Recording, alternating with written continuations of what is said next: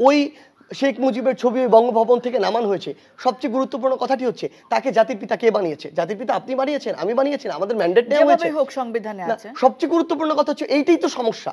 আমরা ওই সংবিধানের ওই যে জিনিসগুলো তারা তাদের মতো করে বানিয়েছে, আওয়ামী লীগের সংবিধান বানিয়েছে, সেগুলো আমরা আমাদের জায়গা থেকে মানি না।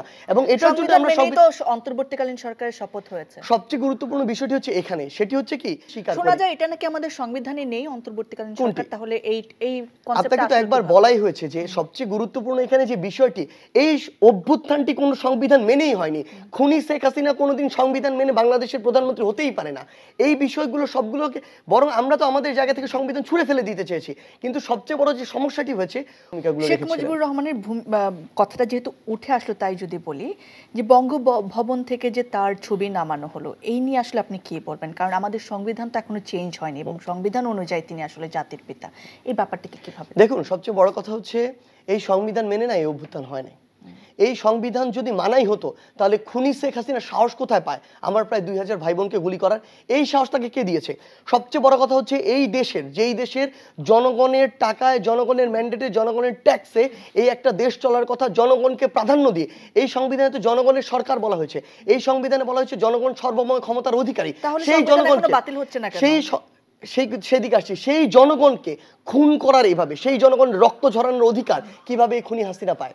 সেই জায়গা থেকে আপনি যদি বলেন ওই শেখ মুজিবের ছবি ওই বঙ্গভবন থেকে নামানো হয়েছে, সবচেয়ে গুরুত্বপূর্ণ কথাটি হচ্ছে তাকে জাতির পিতা কে বানিয়েছে? জাতির পিতা আপনি বানিয়েছেন, আমি বানিয়েছেন, আমাদের ম্যান্ডেট নেওয়া হয়েছে, হোক সংবিধানে আছে। সবচেয়ে গুরুত্বপূর্ণ কথা হচ্ছে এইটাই তো সমস্যা।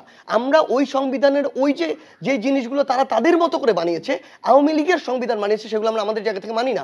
এবং এটার জন্য আমরা অন্তর্বর্তীকালীন সরকারের শপথ হয়েছে। সবচেয়ে গুরুত্বপূর্ণ বিষয়টি হচ্ছে এখানে, সেটি হচ্ছে কি যে এই যে বিপ্লবটা আমরা যেরকম একটা বিপ্লব প্রত্যাশা করেছিলাম, এটি অভ্যুত্থানে গিয়ে শেষ হয়ে গিয়েছে। আমরা আমাদের জায়গা থেকে হয়তো আমাদের চিন্তায় ছিল এটি 5ই আগস্টেই এই অভ্যুত্থানটা সফল হয়ে যাবে না, এটি আরো সামনে যাবে এবং এটি একটি বিপ্লবের দিকে যাবে। এবং এভাবে যে ছাত্র জনতা রাজপথে নেমে আসবে এবং নেমে এসে 5 তারিখের মধ্যেই খুনি হাসিনা আসলে ভিতরটা দুর্বল, তো এই জন্য দেশে থাকার আর সাহস করতে পারেনি। তাদের কাছে তো তাদের জীবনটা জীবন আগে হওয়ার কারণে সকল নেতাকর্মীকে এভাবে এতিমের মতো রেখে দেশ ছেড়ে পালিয়েছে। সবচেয়ে বড় কথা হচ্ছে এটা যদি আর কিছুদিন যেত, আমরা সকল সেক্টর থেকে কারা আসলে তার বিপক্ষে এবং কারা দেশ এবং দেশের জনগণের পক্ষে তারা বের হয়ে আসতো, মিডিয়া থেকে বের হয়ে আসতো, সচিবালয় থেকে বের হয়ে আসতো, আইন শৃঙ্খলা রক্ষাকারী বাহিনী থেকে বের হয়ে আসতো, তখন আমরা একটি বিপ্লবী সরকার গঠন করতে পারতাম। তখন আমাদের ওই বঙ্গভবনে আর গিয়ে শপথটা নিতে হতো। হ্যাঁ, আমরা অবশ্যই স্বীকার করি। শোনা যায় এটা নাকি আমাদের সংবিধানে নেই অন্তর্বর্তীকালীন সরকার, তাহলে এই কনসেপ্টটা আপনাকে তো একবার বলাই হয়েছে যে সবচেয়ে গুরুত্বপূর্ণ এখানে যে বিষয়টি, এই অভ্যুত্থানটি কোনো সংবিধান মেনেই হয়নি। খুনি শেখ হাসিনা কোনোদিন সংবিধান মেনে বাংলাদেশের প্রধানমন্ত্রী হতেই পারে না। এই বিষয়গুলো সবগুলোকে বরং আমরা তো আমাদের জায়গা থেকে সংবিধান ছুঁড়ে ফেলে দিতে চেয়েছি, কিন্তু সবচেয়ে বড় যে সমস্যাটি হয়েছে ওই মুহূর্তে এই বাংলাদেশের ওই পরিস্থিতিতে আমরা আমাদের জায়গা থেকে খুবই স্বাভাবিক জীবনের প্রথম এই বিষয়টি ফেস করেছি। এই বাংলাদেশে 1971-এর পরে এরকম কোনো অভ্যুত্থান হয়েছে যে এই অভ্যুত্থান 2024-এর মতো হয়েছে? হয়নি।